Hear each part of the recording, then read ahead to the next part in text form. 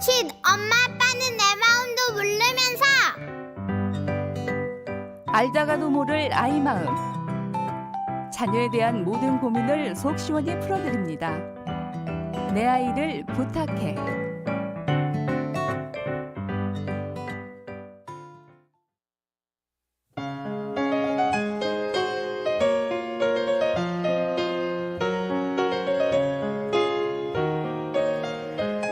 안녕하세요. 저는 6살 남자아이를 키우는 워킹맘입니다. 아들은 책 읽기를 좋아하는 편이에요. 게임이나 텔레비전보다는 책을 가까이 하는 모습이 좋아서 저도 시간이 날 때마다 자주 읽어주는 편인데요. 하지만 워킹맘이라 마음처럼 되지 않을 때도 많아요. 나름 바쁜 시간을 쪼개 읽어주는 거라 한 권을 읽더라도 아이와 의미 있게 독서를 하고 싶은데요. 막연하게 활자를 읽어주는 것 말고 어떤 활동을 하며 독서를 해가면 좋을까요? 내 아이를 부탁해에서 알려주세요.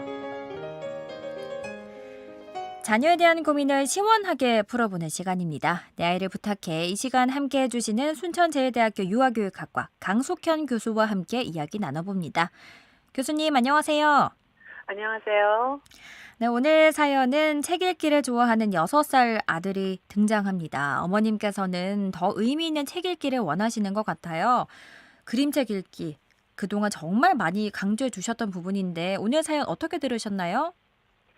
그림책은 아이의 두뇌를 깨우고요. 마음을 다독여주고 그래서 인성을 길러줍니다. 유아 시기 아이들에게 호기심을 불러일으키고 또 현상을 설명해주면서 다양한 정보도 전해주죠. 책 읽는 것을 즐기는 아이들로 그 가운데 또 배경 지식을 늘려주고요. 자신감을 길러주게 됩니다. 무엇보다도 성장하는 가운데 가장 필요하게 된 독서 습관의 기초를 형성해주는 것이 될 것 같습니다. 생각과 마음이 자라는 그림책 함께 읽기. 제가 여러 번 말씀을 드렸습니다. 의미 있는 독서를 하고 싶으시다는 그 어머님 마음에 감동했고요. 또 오늘 이 시간에 저의 안내가 좋은 길자잡이가 되었으면 하는 바람입니다. 네, 그냥 그림책 보는 거라고 단순하게 생각을 하는데 교육적인 효과는 정말 높다는 거네요. 유아가 그림책을 본다는 것은요. 아주 고도의 지적인 작업이에요.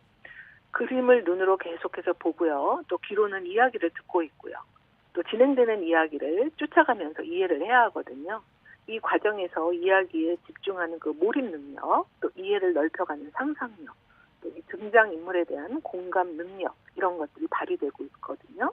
또 그런 능력들이 요구가 됩니다. 레고 블럭이라든지 인형놀이와 같이 다른 그 놀이들과는 완전히 차원이 다른 인지적 작용이 일어나고 있어요. 그림책을 읽는 동안이 바로 뇌 속에서 요동치는 그 순간을 아이들은 만나게 되는 거거든요. 교육 과정에서도요. 지적인 능력으로서 미학적이고 비평적인 읽기를 발달시키는 것이 바로 민주시민으로서 갖춰야 할 능력이다라고 이렇게 강조하고 있습니다. 네. 집중력이라고 하는 것은 독자로서의 정신이나 인성에서 경험한 것들이고요. 그 능력의 뿌리를 갖고 있는데 우리는 이것을 문해력이라고 부르고 있습니다. 아주 어린 시절부터 이렇게 그림책과 대화를 나누는 그림책 함께 읽기를 하는 경험을 하는 아이들은 바로 이 문해력의 기초를 쌓는 거라고 하겠죠.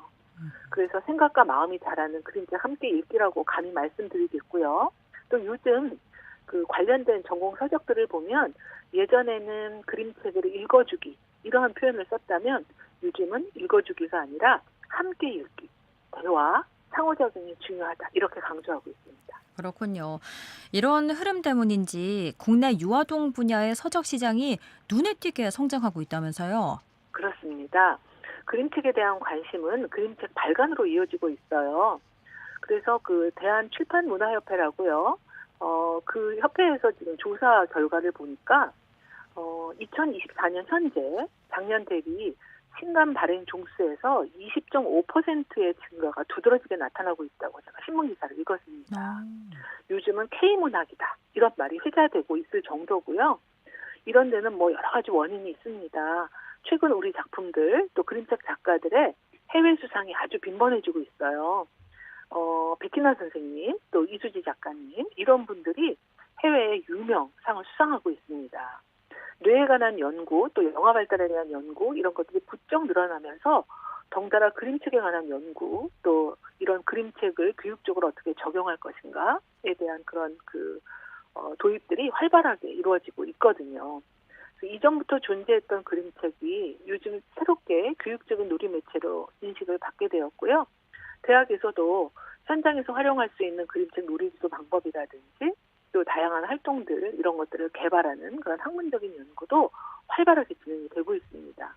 또 저는 요즘 초등학교 교사들 또 중등 교사들이 하고 있는 그림책 연구 모임에도 가입을 해서 같이 활동하고 있는데요. 네. 네네. 거기에서 보면 그림책을 기반으로 한 여러 가지 활동을 연계해서 특별한 프로그램 접근법들이 나오고 있고요. 어마어마한 책의 출판이 이루어지고 있습니다. 오늘 사연 속 어머님께서도 자녀와의 책 읽기를 더 잘하고 싶다 이렇게 말씀을 하셨거든요. 책 읽기에서 부모의 역할로는 어떤 것들이 필요할까요? 네, 영유아기가 발달 특성상 가정에서 부모님의 역할이 무엇보다 강조되는 시기예요. 또 유아교육 기관에서 이루어지는 대부분의 교육도 가정과의 연계를 염두에 두고 진행이 되고 있고요. 그 협력이 굉장히 필요합니다. 그림책의 경우라면 더더욱 굉장히 연계할 수 있는 좋은 매체가 될 수 있을 것 같아요. 그래서 아이들이 그림책으로 잘한다 이렇게 생각해 주시고 좋은 그림책을 선정해서 지속적으로 읽어주시면 좋겠습니다. 그런데 이제 그럴 때 어떻게 하면 어떤 책이 좋을까 이렇게 고민스러우시거든요.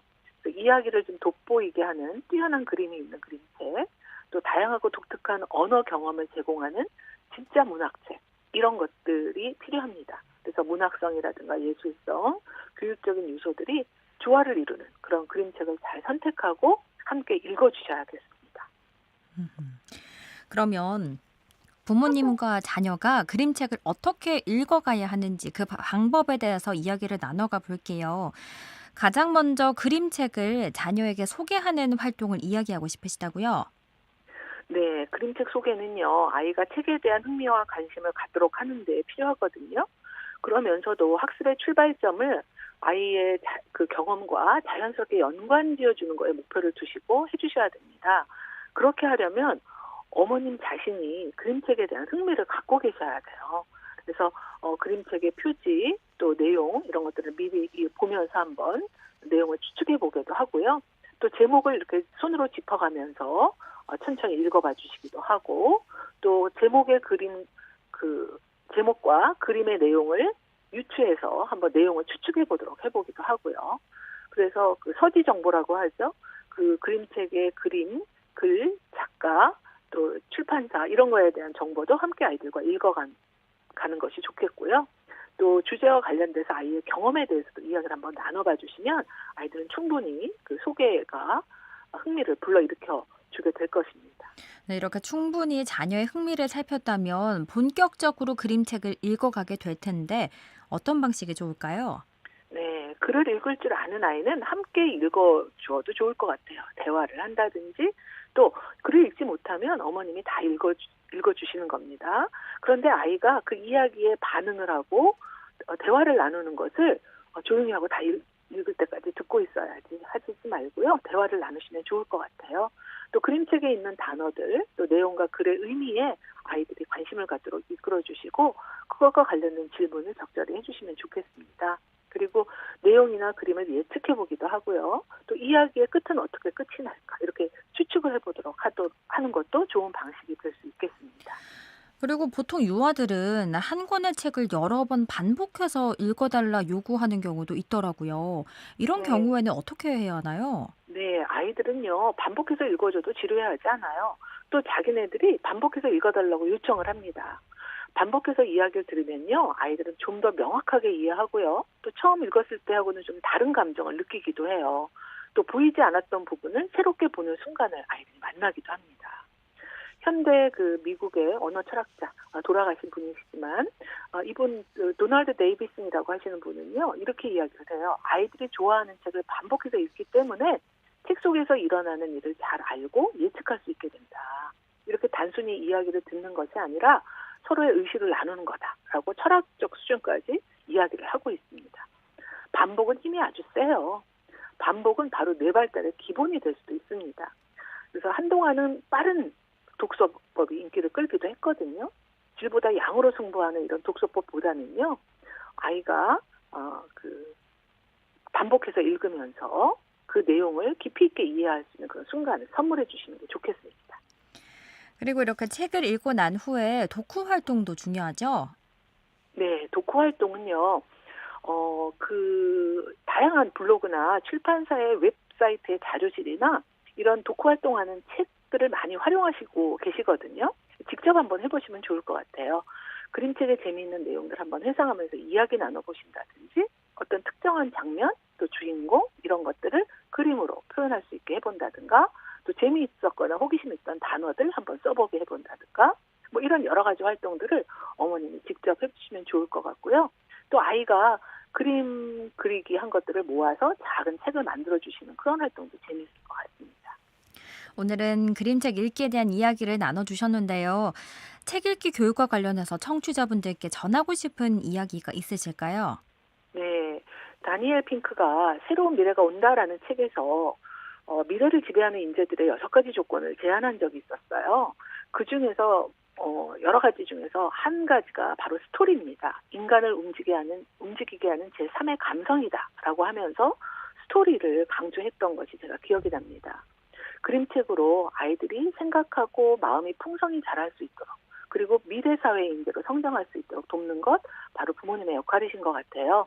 그림책으로 부지런히 이렇게 아이들에게 좋은 언어의 밥상을 차려주신다면 미래의 인재로 잘 성장할 거라고 믿습니다. 네, 오늘은 이렇게 효과적인 책 읽기 방법에 대해 이야기 나눠봤습니다. 오늘 말씀 잘 들었습니다. 고맙습니다. 네, 감사합니다. 지금까지 순천제일대학교 유아교육학과 강숙현 교수와 함께했습니다.